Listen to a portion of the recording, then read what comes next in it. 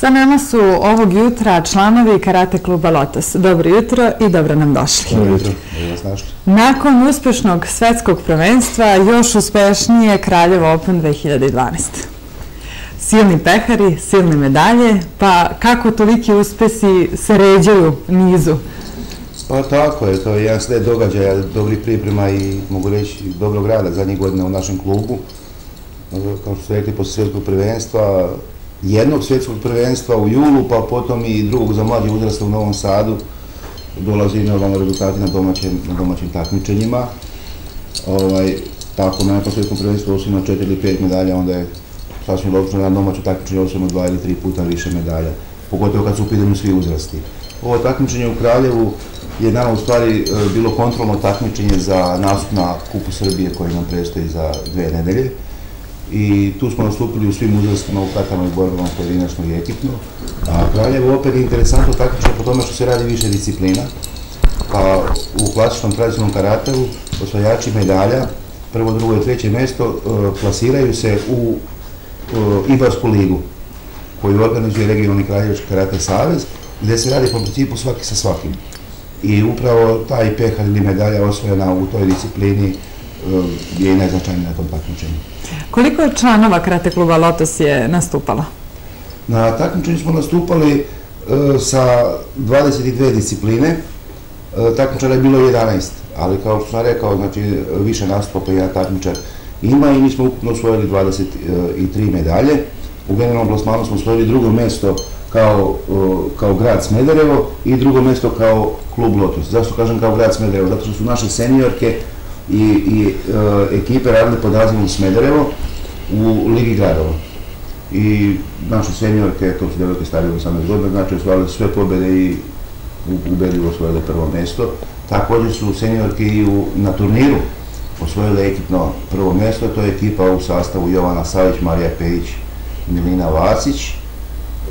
A od mlađih uzrasta najznačajniji su rezultati u toj Ibarskoj ligi, gdje je Marija Pejić u juniorskoj konkurenciji osvojila prvo mjesto, Jovana Savić osvojila prvo mjesto posle ekipnog nastupa i od mlađih uzrasta Ana Bajić za mlađe kadetkinje i stariji pionir Dragan Boščanin.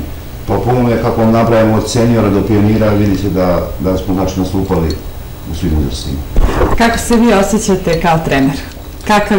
Kako je vama zadovoljstvo tolike medalje da doprinesete? Svaka medalja ima svoj draži i posebno zadovoljstvo.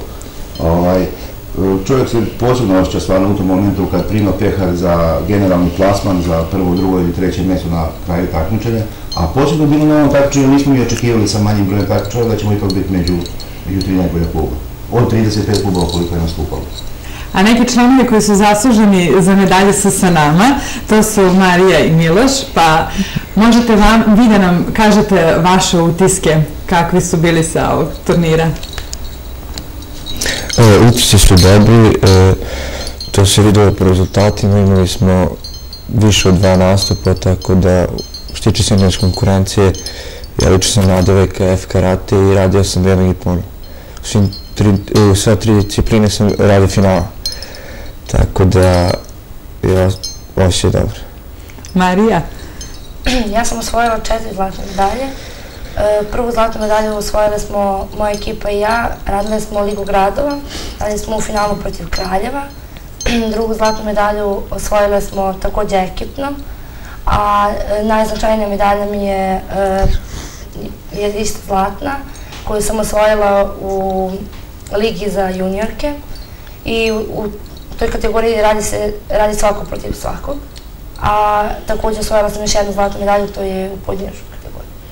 A koliko je potrebno da se trenira da bi došlo do ovakvih uspeha? Koliko dnevno ili nedeljno trenirate? Najmanje 3 puta nedelju. Treniramo i staž godina koji smo u klubu 9 godina. 9 godina? Oboje ste u... Ja sam 7. Dobro. A također treniraš po 3 puta nedeljno? Da, pa mi treniramo individualno i 3 treninga imamo ovako u klubu i individualno. A koliko godina samo imate? Ja imam 7. Ja imam 20.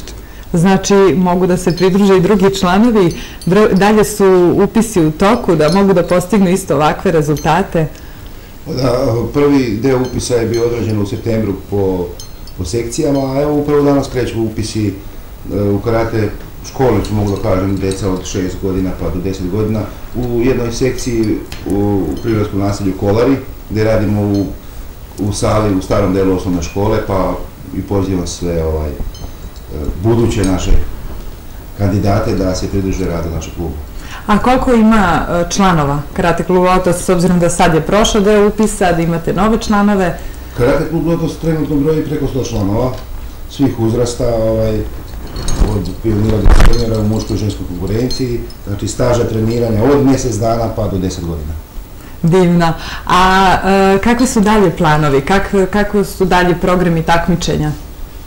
Kao što sam rekao na početku, glavno takmičenje je Kup Srbije za 2 nedelje u Sremskoj Mitrovici, gde se stvarno ozbiljno pripremamo. Još ta Marija i Milan kažu 3 puta nedeljno trening. To su opšti treninzi koji se održavaju 3 puta, ali normalno takmičari treniraju više 4 do 5 puta nedeljno, plus pripreme kad se ode negdje gdje se treniraju 2 puta dnevno. Na Kupu Srbije naravno očekujemo dobar plasman. Mi smo prošle godine na Kupu Srbije bili kao klub, u Arilju je bilo takmičenje prvi u generalnom plasmanu, a ove godine ne obećamo ništa unapred, ali medalje će da budu sigurno sad. Nadamo se. A da li vam teško pada treniranje? Da li vam teško pada to što opet odričete se nekih drugih stvari, izlazaka, ili je mnogo veće zadovoljstvo da ta medalja bude kod vas?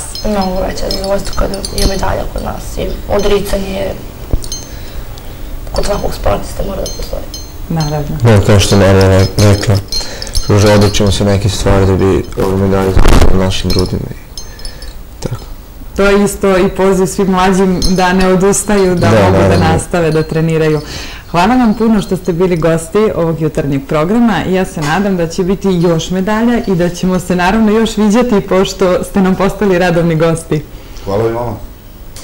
Doviđenja, prijetno, a mi se gledalci okrećemo na osvrt šta je obeležilo prethodnu nedelju.